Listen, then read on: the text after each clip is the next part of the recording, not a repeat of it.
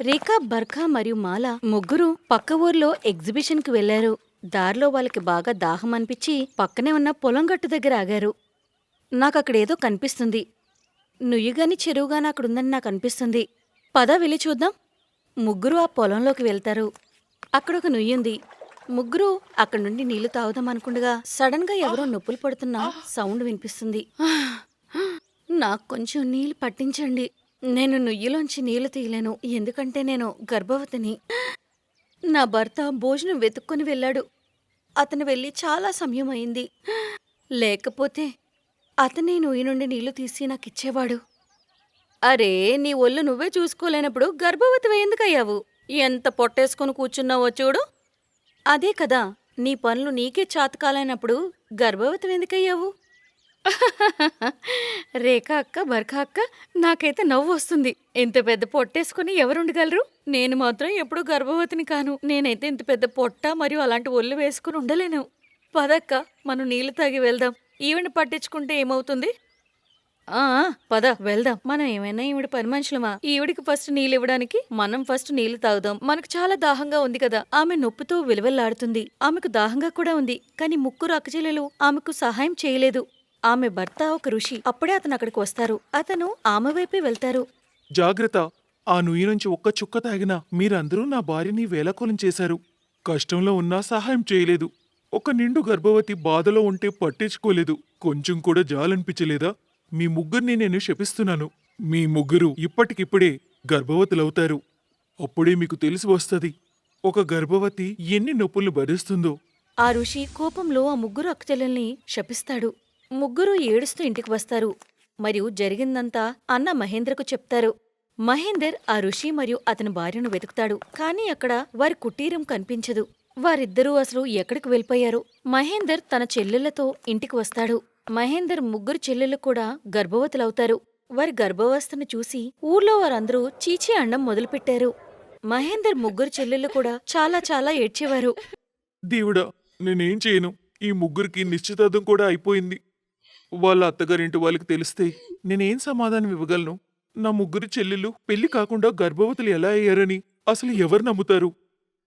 అన్నయ్య, ఇప్పుడు మేమేం చెయ్యాలో మాకు చాలా భయమేస్తుంది. మా వల్ల మీకెంత అపకీర్తి వస్తుంది. దీనికన్నా మేము ముగ్గురం ఈ లోకం నుంచి వెళ్ళిపోతే ఎంతో బాగుంటుంది. రేఖ, ఏంటి అలాంటి మాటలంటున్నావు? మీ ముగ్గురు నాకేంటో చెప్పాల్సిన అవసరం లేదు. ఏదో ఒక దారి దొరకకుండా ఉండదు. పద, మనం కలిసి శివాలయంకు వెళ్దాం. అతనికి మొక్కుకుందాం. ఆ ఋషి మరియు అతని భార్య మనకు కనిపించేలా చేయమని ప్రార్థిద్దాం.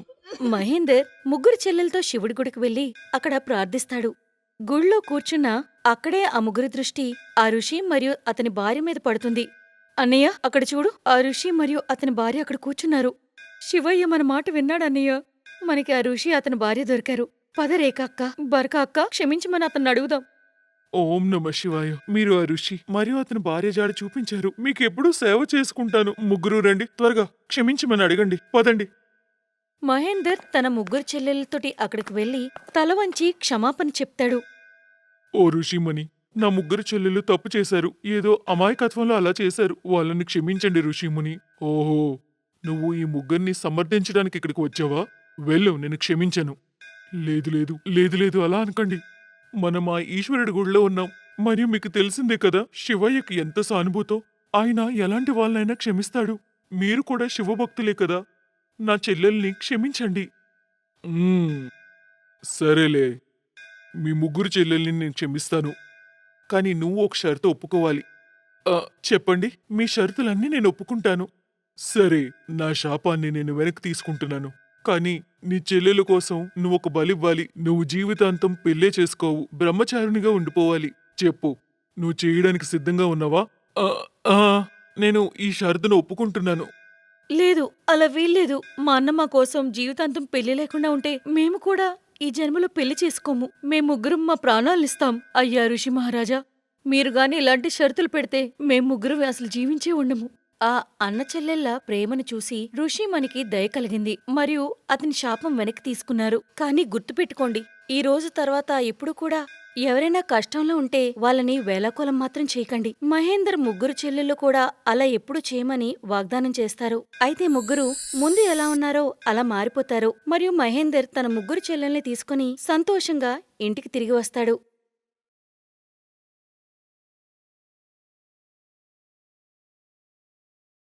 అవును, అదే తన పేరు.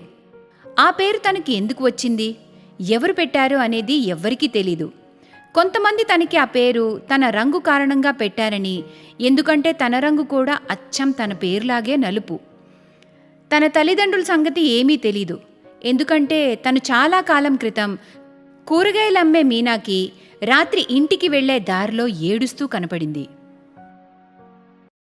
అయ్యయ్యో, ఎవరో చిన్నపిల్లల ఏడుపులా ఉంది. కానీ ఈ ఏడుపు ఎక్కడి నుండి వస్తుంది? అప్పుడే తన దృష్టి ఒక ముళ్ళ కంప మీద పడింది. అది చూసి తను వణికిపోయింది. ముళ్ళ పొదల్లో చిక్కుకున్న ఒక అమాయకపు చిన్నారిని చూసింది. తన శరీరం పూర్తిగా దెబ్బలతో, రక్తంతో ఉంది. ఓ దేవుడా, ఎవరు ఈ చిన్నారిని ఈ ముళ్ళ పొదల్లో పడేశారు? ఎవరై ఉంటారు? మీనా చాలా జాగ్రత్తగా ఆ చిన్నారిని ముళ్ళ పొదల నుండి బయటికి తీస్తుంది. ఆ క్రమంలో మీనాకి కూడా ముళ్ళు గుచ్చుకుని రక్తం కారుతూ ఉంటది. కానీ తను ఏవీ పట్టించుకోదు. చిన్నారిని బయటికి తీసింది. ఓహో, ఓ భగవంతుడా, ఎలాంటి ప్రపంచం ఇది! ఒక చిన్నారికి ఇంత అన్యాయం ఎలా చేయగలరు? అప్పుడు గాయపడిన చిన్నారిని మీనా ఆస్పత్రికి తీసుకుని వెళ్తుంది. డాక్టర్లకు కూడా ఆ పాప పరిస్థితి చూసి కళ్ళల్లో నీళ్లు తిరిగాయి. అరే, ఎక్కడ దొరికింది నీకు పాప? తన పరిస్థితి అస్సలు బాగోలేదు. ఈ పాపని వెంటనే అడ్మిట్ చేయాల్సి ఉంటుంది. డాక్టర్ల 2 రోజుల కష్టం మరియు మీనా ప్రార్థనలతో ఆ చిన్నారికి నయమవుతుంది. మీనా భర్త కొన్ని సంవత్సరాల క్రితం మరణించాడు. తనకి పిల్లలు కూడా లేరు. అందుకే తను ఆ చిన్నారిని దత్తత తీసుకుంటుంది. మీనా ప్రేమతో ఆ పాపకి చంద్రి అని పేరు పెట్టింది. కానీ జనాలు తనని కాళీ అని పిలిచేవారు. ఆ తర్వాత కాళీ అన్న పేరే ఆమెకి ఉండిపోయింది. కాళీ మీనా ఇంట్లోనే పెరుగుతుంది. కాలం మెల్లగా గడిచిపోయింది. కాళీకి ఇప్పుడు 4 సంవత్సరాలు. చంద్రి, ఓ చంద్రి! అమ్మా, నువ్వు నన్ను చంద్రి అని ఎందుకు పిలుస్తావు? అందరూ నన్ను కాళీ అని పిలుస్తుంటే నువ్వు కూడా కాళీ అనే పిలువమ్మా. నల్ల రంగు కాళీమాతకి నిదర్శనం కదా అమ్మా. సరేనమ్మా, నేను కూడా నిన్ను కాళీ అనే పిలుస్తాను. మీనా లాగానే కాళీ స్వభావం కూడా చాలా మంచిది. ఎవరైనా బాధపడితే అస్సలు తట్టుకోలేదు. అది మనుషులైనా, జంతువులైనా, పశువులైనా, పక్షులైనా. మీనా ఆరోగ్యం ఆ రోజు అస్సలు బాగోలేదు. అందుకే కాళీనే కూరగాయలు అమ్మేందుకు వెళ్తుంది. కూరగాయలమ్మా, కూరగాయలు, తాజా తాజా కూరగాయలు, పచ్చని కూరగాయలు, కాకరకాయలు, బెండకాయలు, టమాటాలు, వంకాయలు, పచ్చిమిరపకాయలు. ఉదయం నుండి తను చాలా కూరగాయలు అమ్మేస్తుంది. ఆ రోజు తను 500 రూపాయలు సంపాదిస్తుంది. తను ఆనందంగా ఇంటికి వెళ్తుంది. అప్పుడు ఒక కసాయివాడు ఒక మేకపిల్లని బలవంతంగా లాక్కుని వెళ్లడం చూస్తుంది. పాపం మేకపిల్ల ఒకటే అరుస్తూ ఉంటుంది. కాళీకి దానిపై చాలా జాలి కలుగుతుంది. అప్పుడు అతని దగ్గరికి వెళ్ళి, అన్నా, చూడండి పాపం అది నొప్పితో ఎలా విలవిల్లాడుతుందో. మీరు ఈ మేకపిల్లల్ని లాక్కుంటూ ఎక్కడికి తీసుకువెళ్తున్నారు? ఎక్కడికి తీసుకువెళ్తున్నానా? అదేం ప్రశ్న? కసాయి వాణ్ణి చంపడానికి తీసుకుని వెళ్తున్నాను. చంపడానికా? అన్నా, వదిలిపెట్టేయండి. అరే, పిచ్చిదానివా ఏంటి? దీన్ని నేను వదిలేయాలా? దీంతోనే నా ఇల్లు గడుస్తుంది. దీని మాంసం అమ్మితేనే కదా నాకు డబ్బులు వస్తాయి. అన్నా, ఆ డబ్బులు నేనిస్తాను. ఎంత ఇవ్వాల్సి ఉంటుందన్నా? 600 రూపాయలు. మొత్తం డబ్బులు ఇచ్చి దీన్ని తీసుకువెళ్ళు. కసాయివాడు మాటలు విని కాళీ ఆలోచనలో పడుతుంది. ఎందుకంటే తన దగ్గర కేవలం 500 మాత్రమే ఉన్నాయి. అన్నా, నా దగ్గర 500 మాత్రమే ఉన్నాయి. కానీ నా దగ్గర కొన్ని కూరగాయలు మిగిలున్నాయి. మీరు వీటిని తీసుకుని ఆ మేకపిల్లను ఇచ్చేయండి. కసాయివాడు మొదట నిరాకరించాడు. కానీ కాళీ చాలా బ్రతిమలాడగా ఒప్పుకుంటాడు. కసాయివాడు ఆ డబ్బులు మరియు కూరగాయలు తీసుకుని వెళ్ళిపోతాడు. అతను వెళ్ళాక ఆ మేకపిల్ల తన అమ్మలాగా కాళీని ప్రేమగా హత్తుకుంది. మేకపిల్ల, ఆ కసాయివాడు వెళ్ళిపోయాడు, నువ్వు భయపడకు. కాళీ మేకను తీసుకుని ఇంటికి వచ్చి మీనాకి జరిగిందంతా వివరిస్తుంది. అమ్మా, నేను మంచి పని చేశాను కదా, నువ్వు కోపగించుకోవుగా. అరే, నేనెందుకు కోపగించుకుంటానమ్మా? నువ్వు చాలా మంచి పని చేశావు. ప్రాణాలు కాపాడడం కంటే పెద్ద పుణ్యం ఇంకేమీ ఉండదమ్మా. కాలం గడుస్తూ ఉంది. కాళీకి ఇప్పుడు 19 ఏళ్లు వచ్చాయి. మీనా ఎల్లప్పుడూ తన పెళ్లి గురించి చింతిస్తూ ఉండేది. కానీ తన నల్లరంగు కారణంగా ఎవ్వరూ తనని ఇష్టపడేవారు కాదు. మీ అమ్మాయి స్వభావం మంచిదే. తను వేలల్లో ఒక్కటే ఉండొచ్చని ఒప్పుకుంటాను. కానీ పెళ్లి మండపంలో అందరూ తన స్వభావాన్ని కాదు, రంగుని చూస్తారు. మాకు ఇలాంటి నల్లరంగు అమ్మాయి అస్సలే వద్దు. అందరూ నవ్వుతారు. మీనా వయసు కూడా పెరుగుతూ ఉంది.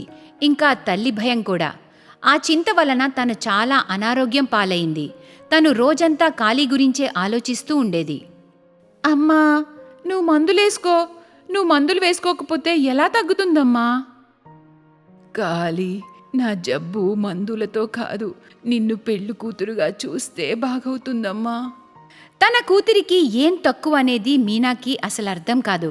తను చాలా కష్టపడుతుంది. తన మనసు వెన్నలాంటిది. వేరే వాళ్ళ బాధను కూడా పట్టించుకుంటుంది. కానీ కేవలం తన రంగు వల్ల ఎవ్వరూ తనని పెళ్లి చేసుకోవడానికి ఇష్టపడరు. ఒకరోజు కాళీ కూరగాయలమ్మి ఎప్పటిలాగానే ఇంటికి తిరిగి వెళ్తూ ఉంటుంది.